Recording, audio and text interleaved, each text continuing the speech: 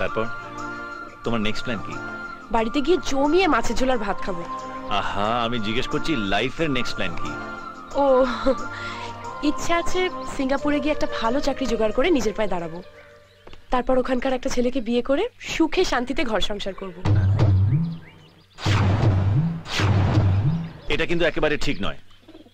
যেখানে জন্মালে বড় হলে যেখানকার মানুষের কাছ থেকে এত ভালোবাসা পেলে, সেই জন্মভূমিকে ভুলে তোমার ভালোবাসাটাকে তুলে দেবে একজন বিদেশির হাতে, যাদের দেশের প্রতি কোনো টান নেই, শুধু টাকা কামানোর জন্য বিদেশে পড়ে আছে, ঠিক মতন বাংলা ভাষাটাও বলতে পারে না, মাঝে মধ্যে শুধু বাবা মাকে টাকা পাঠিয়ে দিলেই তাদের দায়িত্ব শেষ, তোমার ভালোবাসা পাওয়ার কোনো অধিকার নেই তাদের।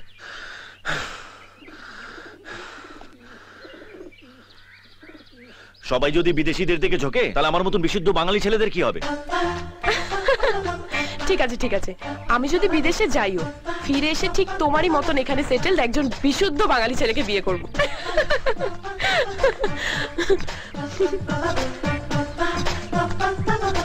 আমার মতন?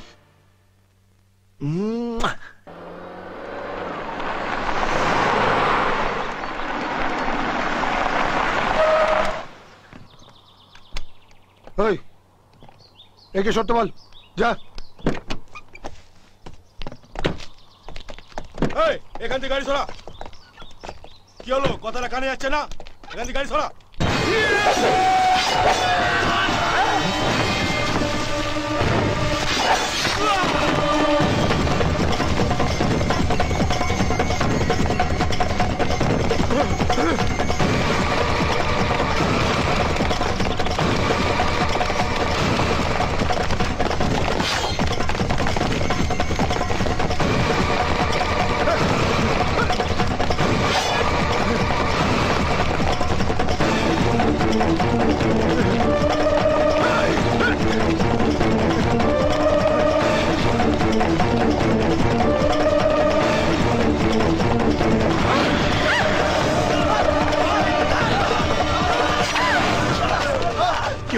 আমি এর গলা কেটে দেবো।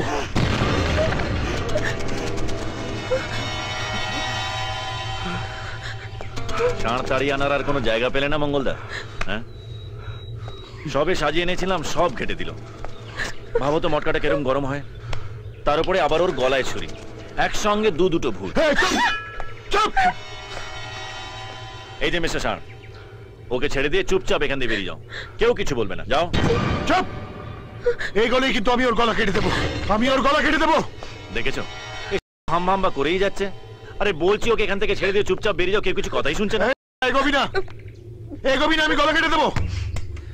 মঙ্গলদা, এই ষাঁড়টাকে এখান থেকে বুঝিয়ে বাজিয়ে নিয়ে যাও মাইরি, নাহলে কিন্তু নিঘাত মারা পড়বে।